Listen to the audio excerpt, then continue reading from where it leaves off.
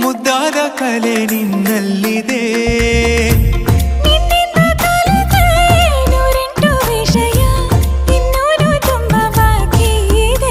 ಮನದುಂಬಿ ಬಂದಾಗ ತಡೆಯುವುದು ನಾ ಹೇಗೆ, 16 ವಯಸ್ಸಿಗ ನನ್ನ ಕಳ್ಳ ಮನಸ್ಸಿಗೆ.